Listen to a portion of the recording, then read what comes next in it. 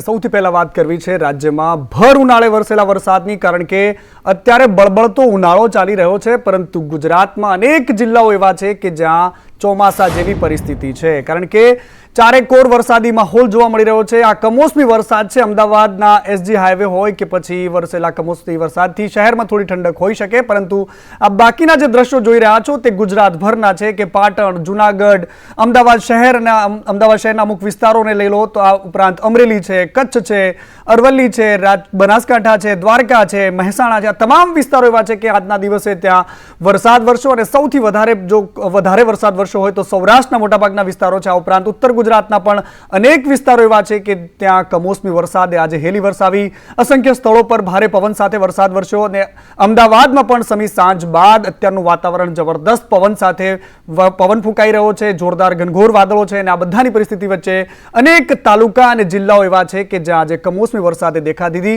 ખેડૂતોની ચિંતા વધારીને સાથે સાથે શહેરી લોકોને કદાચ બફારામાંથી થોડી ઠંડી મળી, ગરમીમાંથી થોડી ઠંડી મળી, પરંતુ બનાસકાંઠા હોય, દેવભૂમિ દ્વારકા હોય, મહેસાણા હોય, મોરબી હોય, પાટણ, જૂનાગઢ, અમરેલી, આ તમામ વિસ્તારો છે, શહેર હોય કે ગામ, તમામ સ્થળે ક્યાંક કરા સાથે વરસાદ પડ્યો છે તો ક્યાંક રસ્તા પર રીતસર નદીઓ જેવા દ્રશ્યો પણ જોવા મળ્યા છે। આ દ્રશ્યો આજના દિવસના ગુજરાતના છે, કારણ કે અત્યારે બળતા ઉનાળે આ પ્રકારે કમોસમી વરસાદ વરસી રહ્યો છે અને ખેડૂતોની ચિંતા વધારી રહ્યો છે।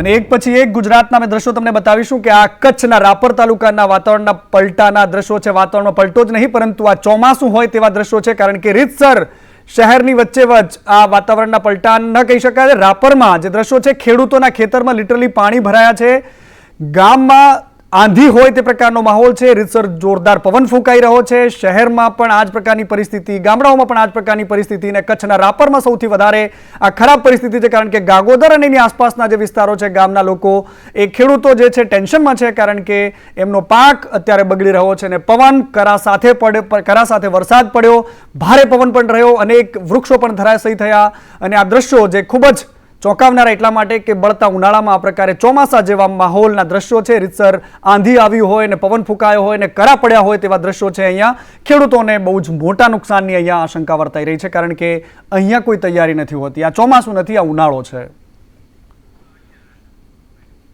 અને બીજી બાજુ કચ્છના રાપર હોય કે પછી અંજાર, આ અંજારના દ્રશ્યો છે, જોઈ લો કેવી રીતે અહીંયા વરસાદ વરસ્યો છે, રીતસર શહેરમાંથી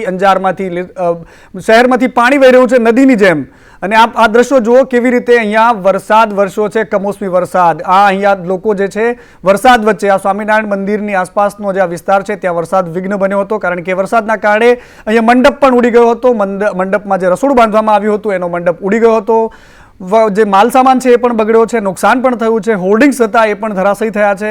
અંજારની બજારમાં લિટરલી વરસાદી પાણી નદીની જેમ વહેતા એવા પણ દ્રશ્યો આજે સામે આવ્યા છે, એટલે કે કચ્છના અંજાર હોય કે રાપર, એ તમામ સ્થળો પર આ જ પ્રકારની પરિસ્થિતિ આજે જોવા મળી છે। તો બીજી બાજુ દ્વારકાના ભાણવડમાં પણ આ જ પ્રકારની પરિસ્થિતિ, મિની વાવાઝોડું ફૂંકાયું, અહીંયા આંધી, આ દ્રશ્યો જુઓ કેવી રીતે બળતા બપોરે પણ આ પ્રકારની આંધી જેવા દ્રશ્યો અહીંયા ભાણવડમાં છે, પવન ફૂંકાઈ રહ્યો છે જોરદાર રીતે, સુસવાટા મારતો આ પવન છે, ઘૂઘવાટા મારતો બાજુમાં દરિયો છે દ્વારકામાં, અને બીજી બાજુ ખેડૂતો છે જે ટેન્શનમાં છે, અન્નદાતા છે ચિંતામાં છે, અને અત્યારે આ ચોમાસાના દ્રશ્યો હોય તેવા દ્રશ્યો ઉનાળામાં લાગી રહ્યા છે। આ ભાણવડની પરિસ્થિતિ છે, મિની વાવાઝોડું અહીંયા ફૂંકાયું છે, દુકાનોના છાપરા અહીંથી ઉડી ગયા છે, ઘૂઘવાટા મારતો હોય એવા પવનના સુસવાટા અહીંથી વહી રહ્યા છે અને લોકો પોતાના ઘરોમાં પુરાઈ ગયા છે, પરંતુ ખેડૂતોની મુશ્કેલી અહીંયા શાંત થવાનું નામ નથી લેતી। આ બજારના દ્રશ્યો તમે જુઓ કે બજારમાં પણ કેવી રીતે ઉપર લગાવેલા ટેન્ટ છે તે હવામાં લહેરાઈ રહ્યા છે અને ખેડૂતો ચિંતામાં છે। ધૂળની ડમરીઓ પણ અહીંયા શહેરભરમાં ઉડતી જોવા મળી। તો બીજી બાજુ અરવલ્લીના પોશીનામાં પણ આ જ પ્રકારની પરિસ્થિતિ છે। સૌરાષ્ટ્ર હોય કે પછી ઉત્તર ગુજરાત, આ બંને પ્રાંતમાં આજે વરસાદ વરસ્યો છે, કમોસમી વરસાદ વરસ્યો છે અને ખેડૂતોને ચિંતાતુર કરીને ગયો છે, કારણ કે સાબરકાંઠાના પોશીના વિસ્તારના દ્રશ્યો છે, ઉકળાટ રહ્યો 2 દિવસ, ગરમી રહી 2 દિવસ અને ત્યારબાદ પોશીનામાં સવારથી જ વાદળછાયું વાતાવરણ હતું અને આ વાતાવરણ વચ્ચે જ વરસાદ પડ્યો છે। અહીંયા ક્યાંક ને ક્યાંક આ દ્રશ્યો જે છે એ વાતની સાક્ષી પૂરે છે કે અહીંયા કેવી રીતે વરસાદી માહોલ રહ્યો હશે। તો બીજી બાજુ અરવલ્લીની સાથે સાથે સાબરકાંઠામાં પણ સાબરકાંઠાના ખેડબ્રહ્માના દ્રશ્યો અમારા સુધી પહોંચ્યા છે, તમને બતાવી રહ્યા છે કે ખેડબ્રહ્મામાં પણ દેરોલ હોય કે લક્ષ્મીપુરા ગેલોડિયા હોય, એ તમામ વિસ્તારો, બહેરેડિયા, રાધીવાડ, ગુંદેલ, મતોડા, એ તમામ ગામો છે કે જ્યાં વરસાદ પડ્યો છે. ખેડૂતોની ચિંતા વધી છે, કારણ કે વરિયાળી હોય, જીરું હોય, મકાઈ હોય, એરંડા હોય, એ તમામ પાકોને અહીંયા નુકસાન થવાની પૂરી ભીતિ સેવાઈ રહી છે.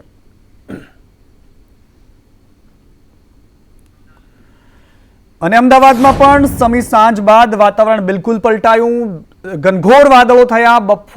બપોરે બરાબર ગરમી હતી, બફારો હતો, અને ત્યારબાદ ઘનઘોર વાદળો વચ્ચે છાંટણા પડ્યા છે. ક્યાંક ક્યાંક કાળા ડિબાંગ વાદળો છવાયેલા રહ્યા. અત્યારે સમી સાંજ બાદ જોરદાર પવન ફૂંકાઈ રહ્યો છે. શહેરના અનેક વિસ્તારોમાં અત્યારે પણ પવન ફૂંકાઈ રહ્યો છે. ક્યાંક ક્યાંક વરસાદ પણ પડ્યો છે. હવામાન વિભાગે જે વરસાદની આગાહી કરી છે એ પૈકી અમદાવાદમાં પણ વરસાદી વાતાવરણ આજે જોવા મળી રહ્યું છે.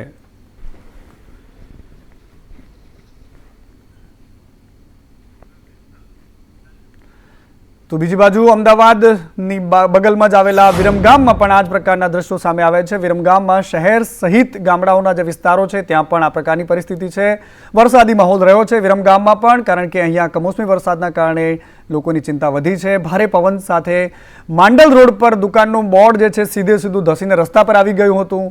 અને જો કે કોઈ જાનહાની કે નુકસાનના સમાચાર નથી, પરંતુ અહીંયા પવન જોરદાર ફૂંકાયો, અને આ જ કારણે આ દ્રશ્યો છે આ માંડલ અને ખાસ કરીને વિરમગામના છે, કારણ કે અહીંયા પવન છે, ધૂળની ડમરીઓ છે, અને વરસાદી છાંટા પણ છે. તો બીજી બાજુ અમદાવાદના દેત્રોજમાં પણ આ જ પ્રકારનો માહોલ જોવા મળ્યો. દેત્રોજમાં પણ દેત્રોજ સહિત રામપુરા અને આસપાસના જે ગામડાઓ છે ત્યાં પણ વરસાદનું વાતાવરણ જોવા મળ્યું. ત્યાં પણ જેમ અમદાવાદમાં રહ્યો સાંજથી લઈને જે વાતાવરણ હતું એવું જ વાતાવરણ ગામડાઓમાં પણ જોવા મળી રહ્યું છે, કારણ કે અહીંયા પણ પવન ફૂંકાઈ રહ્યો છે. અને પવનના કારણે સીધું ખેડૂતોને એટલા માટે નુકસાન છે કે જે એરંડા સહિતના જે પાકો હોય છે, મકાઈ હોય કે એરંડા હોય, એ પાકો સીધા જમીન દોસ્ત થઈ જાય છે. અને જ્યારે જમીન દોસ્ત થાય છે તો એના ઉપર રહેલી જે પાક છે, જે માલ છે, એ સીધો ખરાબ થવાની પૂરી શક્યતા રહે છે. એટલા જ માટે ખેડૂતોને સૌથી વધારે આ વરસાદથી ટેન્શન રહે છે. બીજી બાજુ સૌરાષ્ટ્રની જો વાત કરીએ તો જામનગરના જોડિયા પંથકમાં પણ તોફાની પવન ફૂંકાયો હતો, કારણ કે અહીંયા પણ આ જ પ્રકારના જે દ્રશ્યો છે, જોરદાર પવનના કારણે લીંબુડા અને આસપાસના જે ગ્રામ્ય વિસ્તારો છે ત્યાં કાળા ડિબાંગ વાદળો રહ્યા હતા સવારથી, અને આંધી તોફાન જેવી પરિસ્થિતિનું નિર્માણ થયું. એ પ્રકારના દ્રશ્યો અહીંથી સામે આવ્યા છે. આ દ્રશ્યો જુઓ કે કેવી રીતે અહીંયા પવન ફૂંકાઈ રહ્યો છે, અને આંધી હોય, મિની આંધી હોય, એક પ્રકારનું એક વાતાવરણ અત્યારે સૌરાષ્ટ્રના ગામડાઓમાં પણ જોવા મળી રહ્યું છે. ન માત્ર ઉત્તર ગુજરાતના કે પછી સૌરાષ્ટ્રના, પરંતુ અહીંયા મહેસાણાની વાત કરીએ. ઉત્તર ગુજરાતનું મહેસાણા છે, જ્યાં પણ આ જ પ્રકારની પરિસ્થિતિ સામે આવી. શહેરમાં પણ છાંટા પડ્યા છે, પવન ફૂંકાઈ રહ્યો છે. શહેરના આસપાસના જે ગામડાઓ છે ત્યાં પણ આવી જ રીતે વાતાવરણમાં પલટો જોવા મળ્યો છે. નુકસાનના સમાચાર પણ અહીંયા ખેડૂતોથી આવી રહ્યા છે, કારણ કે અહીંયા પણ પાક જમીનદોસ્ત થવાની ઘટનાઓ ઠેર ઠેરથી આવી રહી છે.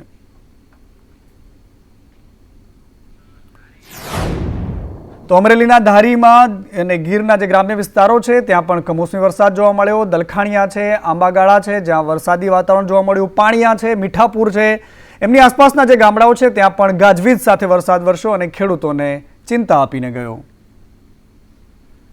અમરેલીના ધારીના દ્રશ્યો જુઓ કે જ્યાં આ જ પ્રકારે પરિસ્થિતિ જોવા મળી છે.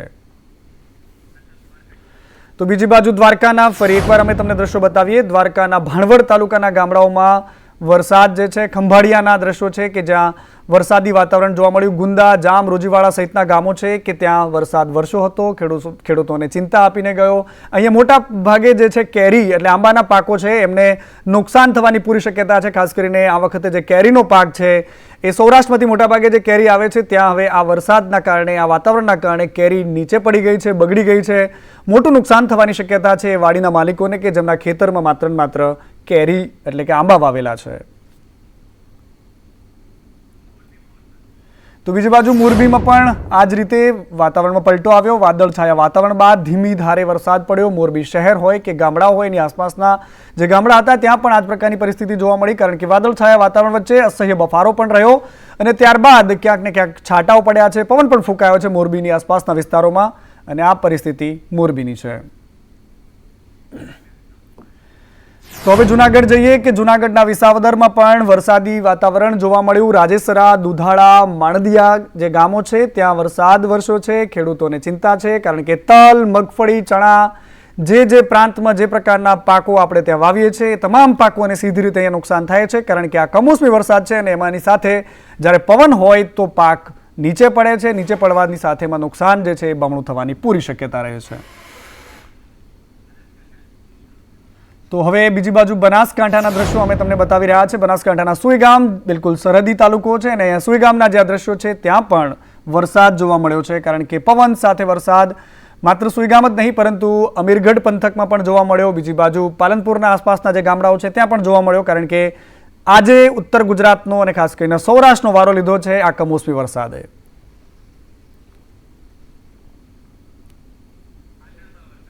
તો પાટણમાં પણ આ જ પ્રકારે રાધનપુર, સાંતલપુર અને કમાલપુર હોય, સાતુન હોય, સાથલી હોય, વારાઈ હોય કે સિગાડા હોય, લખાપુરા હોય, આ તમામ ગામોમાં વરસાદ પડ્યો છે। હારીજના કુકરાણા હોય, બોરતવાડા હોય, કાઠી હોય, આ તમામ ગામડાઓ છે કે જ્યાં આજે વરસાદ વરસ્યો છે। ખાસ કરીને ઉનાળુ પાક જે બાજરી સહિતના જે પાકો હોય છે એમાં પણ પૂરી જે છે નુકસાનની શક્યતાઓ જોવાઈ રહી છે, કારણ કે આ કમોસમી વરસાદ છે અને સીધી રીતે ખેડૂતોને નુકસાન કરી રહ્યો છે। આ દ્રશ્યો તમને જોવામાં નયનરમ્ય લાગી શકે શહેરી લોકોને, કારણ કે બફારાથી રાહત મળતી હોય, પરંતુ ખેડૂતો માટે આ પ્રકારના વાદળો જ્યારે કમોસમી આવે છે તો બિલકુલ એમને ચિંતા આપે છે।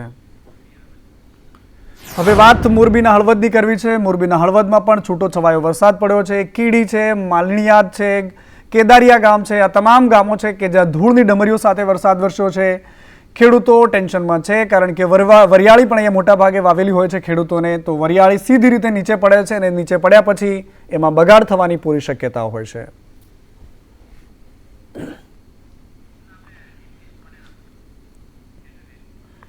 અને બીજી બાજુ રાજ્યમાં ગરમી સાથે કમોસમી વરસાદની આગાહી થયેલી છે, કારણ કે ગાજવીજ અને સામાન્ય વરસાદની આગાહી હજી પણ છે। બનાસકાંઠા હોય, સાબરકાંઠા હોય કે પછી અરવલ્લી, એ તમામ જિલ્લાઓમાં વરસાદની પૂરી શક્યતાઓ જોવાઈ રહી છે। મહીસાગરમાં પણ વરસાદની આગાહી છે। દાહોદ અને કચ્છમાં પણ હજુ વરસાદની આગાહી કરવામાં આવી છે। ખેડૂતોએ સાવધાન રહેવાની જરૂર છે। જે એમને પાક પોતાના ખેતરમાં લીધેલો પાક રાખ્યો હોય, ખુલ્લામાં રાખ્યો હોય, એમને સાવચેત રહેવાની જરૂર છે। બાકી ભગવાનના ભરોસે છે જે પાક ખેતરમાં ઉભેલો હોય, કારણ કે અહીંયા કોઈનાથી જ કશું જ થઈ શકે એમ નથી। માત્ર ને માત્ર જે પાક તમે લઈ લીધેલો છે તે તૈયાર છે, માર્કેટ યાર્ડમાં છે, એને સાચવી શકો છો, કારણ કે હવામાન વિભાગે જે આગાહી કરી છે એમાં આ તમામ જે જિલ્લાઓ છે, સાબરકાંઠા, બનાસકાંઠા, અરવલ્લી, આ તમામ જિલ્લાઓમાં હજી પણ માવઠાની પૂરેપૂરી શક્યતાઓ જોવાઈ રહી છે।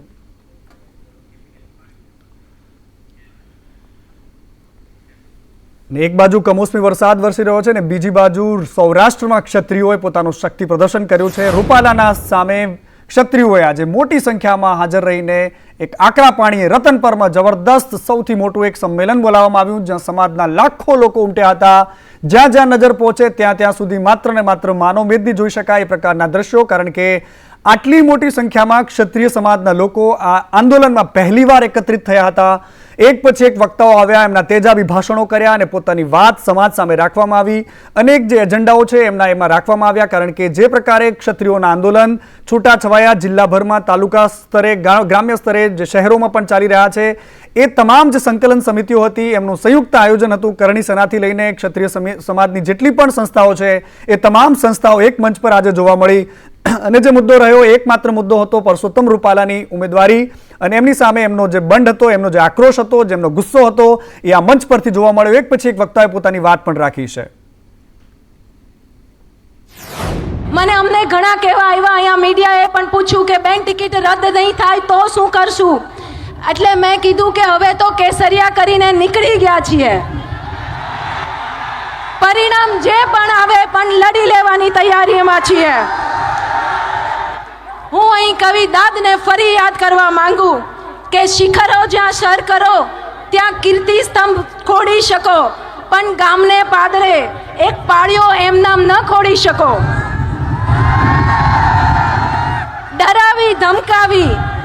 ડરાવી ધમકાવી ઇન્સાનના બે હાથ જોડાવી શકો, પણ પહેલા કેસરીના બે પંજાને એમ ના જોડાવી શકો। સ્વમાનના ભોગે પણ રાજકારણ નહીં અને નહીં।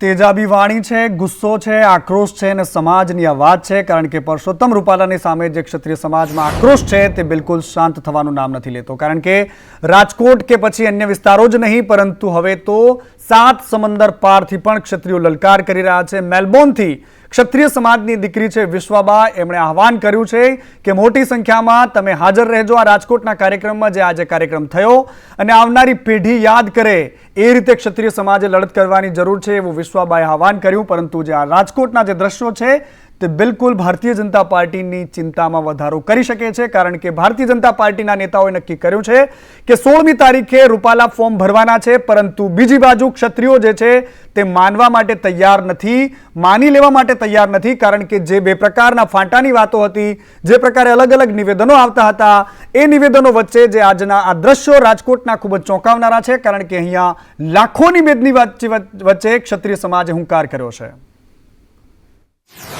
સૌ રાજપૂતી ભાઈઓને મારી વિનંતી છે કે આ બહેનોની આબરૂ બચાવવા માટે આપ સૌ લડો. આ ઈ જ બહેનો છે જે પોતાનું માન સન્માન પાછું મેળવવા માટે રસ્તા ઉપર લડે છે.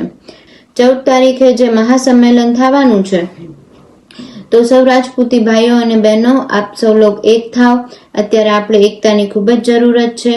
એકતા, સંપ અને તાકાત સાથે હાથમાં હાથ મિલાવીને આપણે આગળ વધશું. અને બીજી બાજુ જે સમાચાર સામે આવ્યા છે એનાથી માનવતા પર અને ખાસ કરીને માતાના જે પ્રેમ છે એની સામે સવાલો ઉઠી રહ્યા છે, કારણ કે જામનગરના ધુતારપુર ગામે એક મહિલા હેવાન બની ગઈ અને પોતાના જ 3 બાળકોની હત્યા કરી દીધી છે.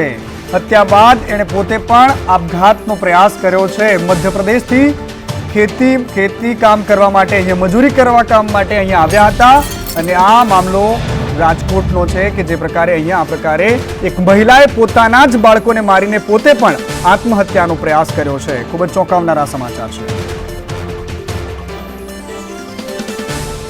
મારા સહયોગી ઉપેન્દ્ર ગોહિલ જોડાયા છે ફોનલાઈન પર. ઉપેન્દ્ર, એવું તો શું થયું કે એક માં હેવાન બની ગઈ, પોતાના જ માસૂમ બાળકોને મારી નાખ્યા અને પોતે પણ મરવાની કોશિશ કરી, એની પાછળનું શું કહાની છે, શું કારણ છે?